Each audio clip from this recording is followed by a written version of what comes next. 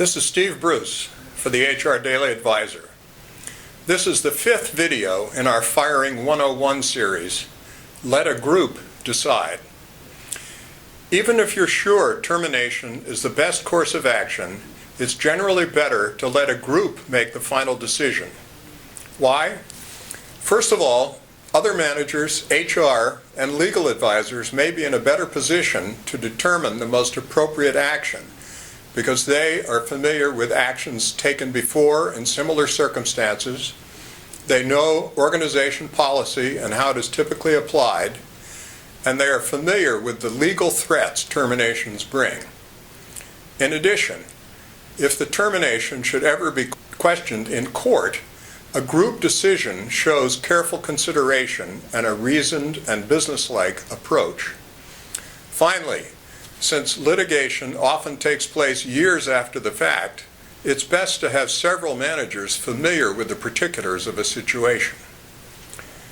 Your team should also consider whether termination is the best solution or whether there are less drastic alternatives. If a lawsuit develops as an element of fairness, the jury will want to know whether you considered suspension or some other less drastic measure. A suspension is a dramatic gesture that unmistakably tells the employee that the problems are serious. Generally, if there is a repeat of the problem, the employee is fired. Note that you must be careful with exempt employees and unpaid suspensions. Check with your HR department. Some employers pay the worker during the suspension and stress the employee's empowerment in making decisions related to his or her future. This approach is often called a decision leave. Another alternative to consider is allowing the employee to resign. Sometimes this solution is win-win. It allows the employee to preserve dignity and move into a job search without the stigma of having been fired.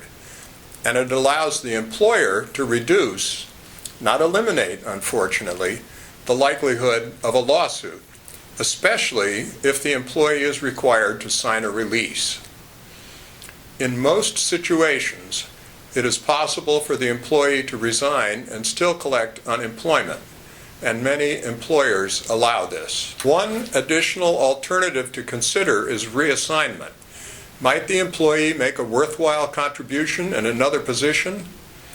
In making a final decision, the team should take into account the following factors: how severe the offense is, how clearly the offense is delineated by policy and practice, how solid the evidence against the person is, how long the employee has worked for the organization, what the employee's work record shows, how employees committing the same or similar offenses have been treated in the past, the likelihood of a lawsuit, whether the employee falls into a protected category, and what the employer's record has been in hiring and firing others in that category, whether the person has engaged in protected behavior, such as taking FMLA leave or whistleblowing, what the reasonable alternatives are.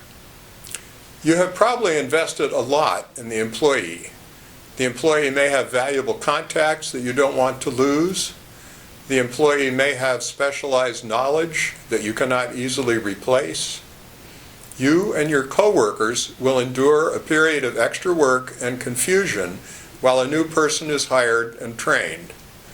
So consider the business impact of the termination. Of course, one final alternative is to do nothing, in the hope that the person will take a hint and leave. But that's wishful thinking. And when you don't act, you're tolerating the poor behavior and eventually condoning and accepting it.